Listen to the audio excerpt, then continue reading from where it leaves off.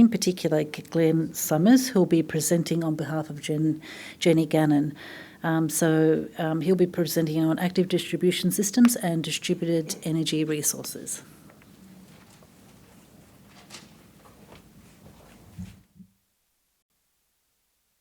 Hi all. I'd like to start with that I am not a suitable replacement for Jenny, but I'm some kind of replacement for Jenny. C6, so active distribution systems and distributed energy resources. So it's very much this zone of distributed energy resources, virtual power plants, all these kinds of edge-of-grid assets, and then how are they getting connected to the grid? And so active distribution systems, it's mostly LV, DNSP sort of systems. So you can see these tiles here, enabling technologies, innovative solutions. You can see the car there. So the assets for now, right, we have a huge amount of resi solar, which you all know about. There's heaps of resi batteries coming in. There's already programs to aggregate and control these resi batteries. That's what I work on at AGL. We're already there's also in the system already changing when controlled load hot water turns on. It used to be an overnight thing. We can bring that in during the days now. And then the other segment of this panel is also rural electrification. So there's like there's north of 700 million people without power around the world, and maybe around 50 million that are on mini-grids. Something I happened to be part of in around 2021 was actually a technical brochure on rural electrification within C6. So things that the C6 has done this year, there was this technical brochure put out. So this is on EVs, electric vehicles as distribution energy resource systems. There's some good names there from Australia. The room probably knows some of these. I guess in classic SIGRO form, right, like it's very early days still with controlling EVs and vehicle to grid and vehicle to load. Like we've been able to control resi batteries for 10 years within the grid, and that's getting more advanced, and we're now like, auto bidding them into FCAS, etc. But EVs are still, it's really at that, it's very nascent, it's very at the start, so it's good SIGRO things to be releasing this kind of brochure as the world's starting to move that way. So there's also this green book that's almost finished. So there's been 27 chapters submitted to Springer. Apparently it's a really good all-round guide to DR, what's going to come out. These are now, so the three on the left are new working groups that are being stood up that are after members. So get in touch with Jenny, or if you know people interested in DR. And then on the right are focus areas where it sounds like dynamic operating envelopes is the next, it's the closest to being a new working group that's being stood up.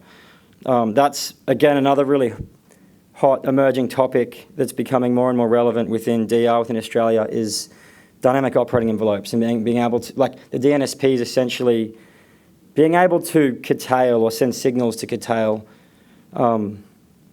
particularly solar and batteries, but all the assets. C6 went to both of these symposiums.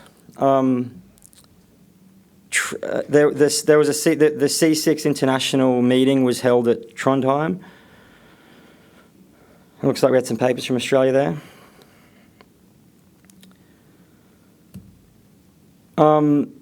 So now this is a more general, that 2 slides ago was the immediate next working groups. This is sort of a more generalised view on what C6 is interested in. We have really good knowledge sharing sessions when we meet as an Australian panel. So, I mean, harmonisation, Australia leads the world, as we know, in a lot of deployment of DER and CER. That's another emerging, consumer energy resources is how they're called a lot of the time as well, to represent the consumer owns a lot of the assets. We're doing things like, we've taken something like CSIP, Common Smart Inverter Profile, which was developed out of California. We've made an Australian version, CSIP Oz. So there's a lot, Australia sort of needs to lead the way with a lot of standards development, guideline development, but does their best in not starting completely from scratch.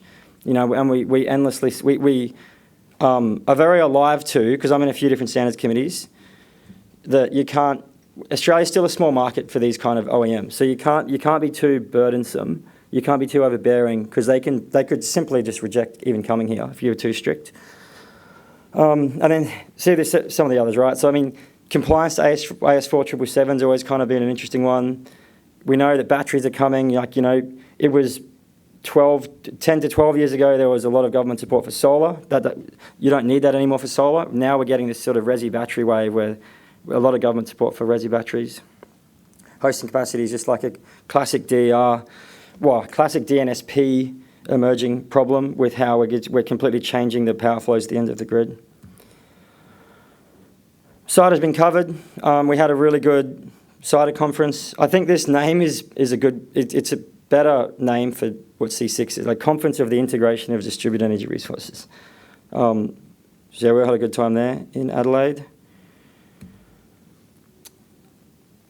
This is a spotlight of the sort of content that this panel would focus on. So we all know, I guess, South Australia can have massive solar days. It'll just look like yesterday, resi solar was 80% of the state's demand.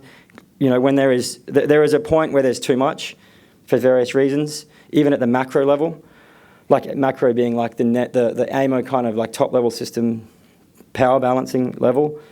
So what is needed is levers. There's a point where there's too much solar. We've had two really good presentations. One was at CIDA, and there was an NGN event last night. AMO presenting on minimum system load by region, so they're really starting to see a lot more forecasting of hitting minimum system loads. And then the bluntest of levers for turning solar off in particular is raising grid voltages. So they call it enhanced voltage management.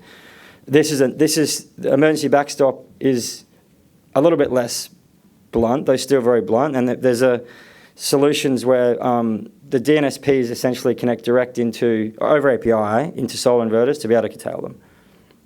Only in times of basically like grid emergency, So this was just it's a good example of where it's a sort of C6 topic that's playing out very, very much in the real world right now. Yeah, so sorry, the last two slides ago was the CIDA conference, and then also then in Adelaide, we had it on the Friday after it all. We had our C6 meeting. And then there's also more call-outs of NGN, so because we have a really good showing from NGN. So I think that's it. If you have any questions or stuff for C6, contact Jenny.